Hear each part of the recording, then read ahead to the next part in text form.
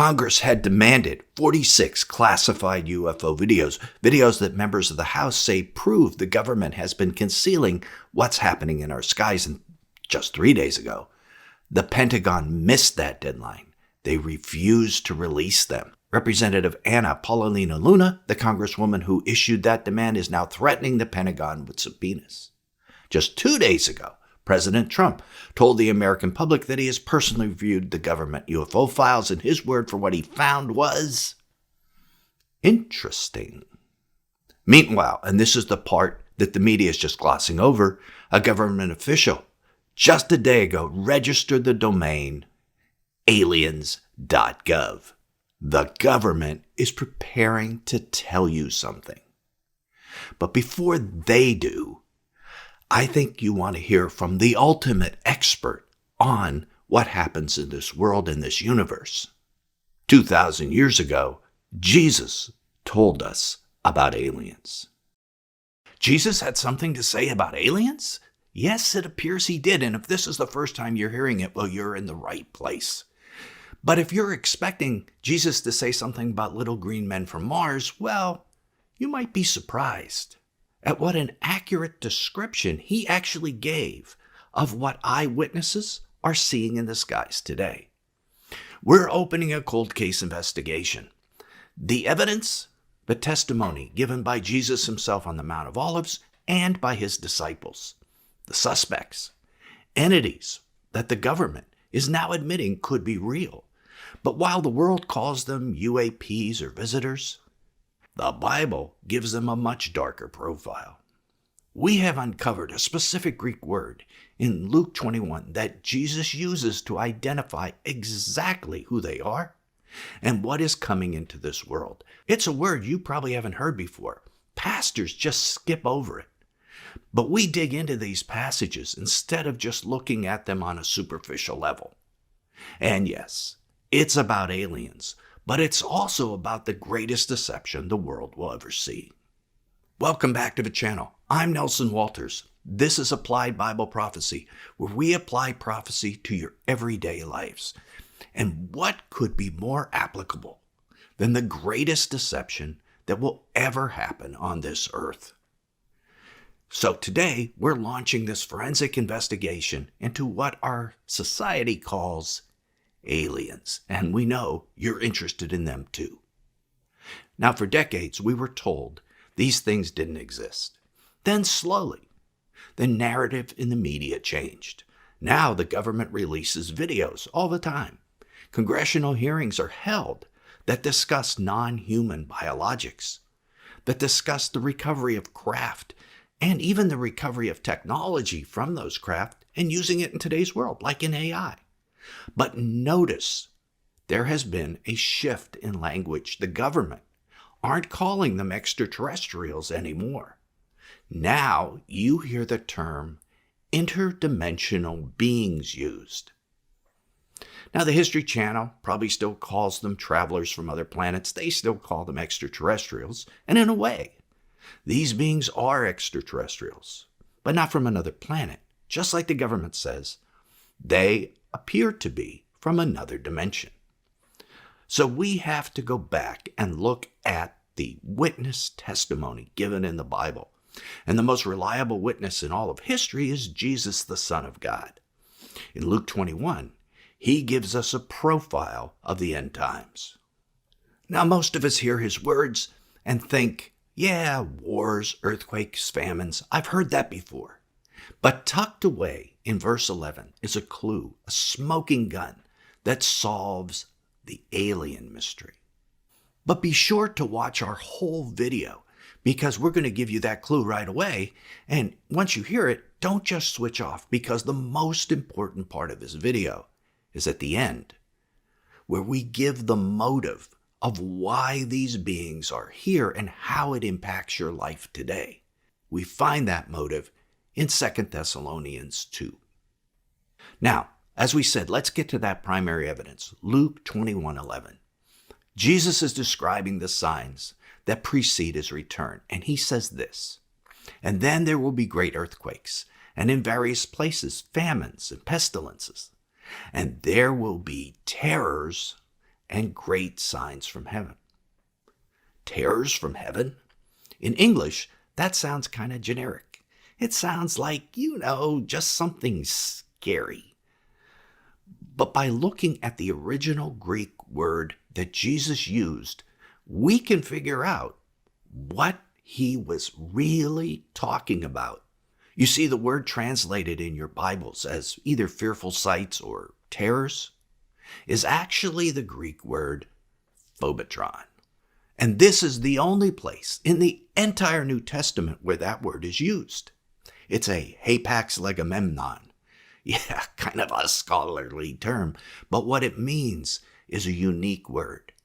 And this unique word is used because it's a very unique circumstance. So what does this word Phobetron mean? It comes from the root word phobos, meaning fear. But in the context of Greek literature, Phobetron doesn't mean just a scary feeling. It's a noun. It describes a concrete thing. It meant either a monster or a nightmare or a nightmare monster. In ancient Greek literature, the word was used by Plato and Hippocrates to mean visions of monsters. It was also used to describe the birth of giants, whom the Bible describes as the Nephilim. But here, Jesus links it specifically to signs from heaven. He isn't talking about thunderstorms or comets or stars. He appears to be talking about these nightmare monsters that appear in the sky. So when Congress demanded these 46 videos, when the Pentagon dragged their feet and refused to release them, when they got threatened with subpoenas, well, they were all chasing these same beings that Jesus just mentioned in this verse. He called them Phobetron. He didn't call them signs. He called them nightmare monsters. And he knows a lot more about them than Congress does. Now, pause and think about that for a second. Imagine that you're one of the disciples on the Mount of Olives, hearing this for the first time. You have absolutely no context for UAPs or UFOs or gray aliens, none.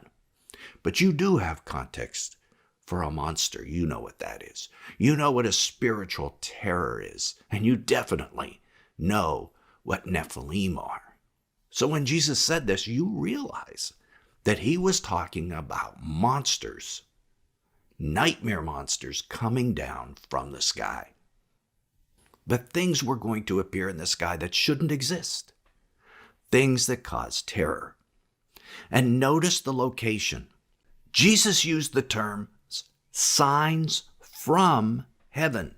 The Greek preposition from that's used here implies out of something or descending from something, like descending from the sky. These Phobetron, these nightmare entities, are coming down from the sky. Okay, that's our first major clue. But it's not our only clue. We have to ask ourselves, they're coming down from the sky, but where did they come from? What is their jurisdiction? Because if they aren't biological creatures from the Andromeda Galaxy, where are they from?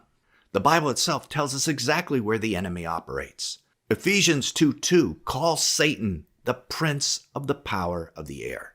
Not the prince of hell just yet. The air, the atmosphere, the celestial places, the first heaven. This is the very definition of what interdimensional means. They exist in a realm that overlays ours, but they're usually invisible to our eyes. But they are very real. Now, let's look at Revelation 12. Because when Jesus was talking about these nightmare entities coming down, he already knew the reality of what Revelation 12 talks about. And this is a future vision, but perhaps it also is in the process of happening right now in the spiritual realm. So let's look at Revelation 12, 7 through 9. And war broke out in heaven. Michael and his angels fought with the dragon, and the dragon and his angels fought, but they did not prevail. Nor was a place found for them in heaven any longer.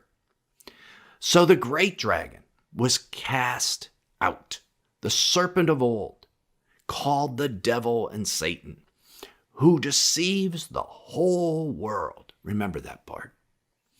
It was cast to the earth, and his angels were cast out with him. They are cast to the earth. So imagine your disciples again, and you're reading what John had to say on the island of Patmos about these guys. You already know about these spiritual forces of wickedness, but now you're hearing they're not staying where they are. They're being cast down into your jurisdiction, into your neighborhood. But are they going to be visible? Well, we already said that these guys are interdimensional beings. Maybe they're 4 dimensions, 5 dimensions, 6 dimensions. I mean, we don't know. They're not 3 dimensions like in our world, but they're being cast into our world. So does that mean they're going to become 3-dimensional beings? That they're going to become visible? Are we going to be able to see them? It seems to be what it's saying. And this explains why the government is pivoting to this interdimensional word. They are seeing craft and beings defy the law of physics. They're making these right-angled turns at Mach speeds. They are disappearing and reappearing. And that is exactly how a higher dimensional being would appear to lower dimensional being who observes them. You know, guys like you and me. Those 46 videos that Congress is dragging their feet on, that they're sequestering and hiding, they're not describing just some new technology. They're describing beings that are slowly being forced out of their dimension and into our dimension. And that's a much bigger story than beings from another planet. They aren't traveling light years in tin cans, in my opinion. They are stepping through a curtain, through a portal. They are the fallen angels of Revelation 12, the Phobetron of Luke 21, in my opinion, being evicted from their heavenly lair and forced down into our basement level here on the earth. So what happens when they arrive? What are they going to say? Are they going to tell you, hey, you know, we're fallen angels, we're demons, and we're here to destroy you. We're here to deceive you. You know that's not what they're going to say. And they need a cover story. Well, what is that cover story? Well, it's the narrative that we've been hearing in our world for the last 80 years, you know, since 1948. What happened in 1948 other than aliens? Yeah, Israel, isn't it? Isn't it interesting that UFOs and aliens seem to happen in the same decade? Not a coincidence, my friend. So they've been here for the last 80 years, but do they date back earlier than that? Did we see them elsewhere in the Bible? Now, in any criminal investigation, you always have to look at the suspect's criminal history. Has this group been here before and done this before? Yes, they have. They have a rap sheet. Turn to Jude 1, verse 6. This is a critical piece of evidence that links these aliens of today with the history of the Bible. And the angels, who did not keep their proper domain, but left their own abode, he has reserved in everlasting chains under darkness for the judgment of the great day. So these guys are in prison. Did not keep their proper domain. In Greek, the word domain is arche. It means principality. Have you heard of principalities before? That's who these guys are. And abode refers to their habitation, their dimension. They left their dimension. Why? To find out, we have to look at Genesis 6. This is the days of Noah connection Jesus warned us about in Matthew 24. As it was in the days of Noah, so it will be also in the days of the Son of Man. So what happened in the days of Noah? Well, these fallen angels, whom the Bible calls the sons of God, saw the daughters of men. And they left their dimension and materialized in our dimension. And they interacted with humans. And they corrupted our genes. And that corruption led to the formation of the Nephilim. Yeah, the same guys we were talking about. Remember, Phobetron is directly related to Nephilim. And now we see these interdimensional beings interacting with humans again. Do you see the pattern? The suspects match the description. The modus operandi, the MO, is identical. They've done this before. They have this criminal record, and now they're back. And Congress is threatening subpoenas over the evidence. But Jesus left us the real evidence in a case file 2,000 years ago. But why now? Why return again, and in such a visible way? This brings us to the most terrifying and disturbing part of this video, which is the motive that these beings have. We find that motive in 2 Thessalonians 2. In that chapter, Paul warns us about the coming of the Antichrist in the end of the age. And then he says something that should absolutely chill you to the bone if you are not prepared for it. This is the moment. This is why those 46 videos exist. Not so Congress can prepare, but so that the world can prepare, so they can be primed for what's coming, the greatest deception of all time, and go back to the original records found in the Bible on what's happening and how to prepare. That's what this is all about. Because Jesus predicted exactly what these nightmare monsters would be used for, and the deception is already begun. In verse 11, and for this reason God will send them strong delusion that they should believe the lie. Did you hear that carefully?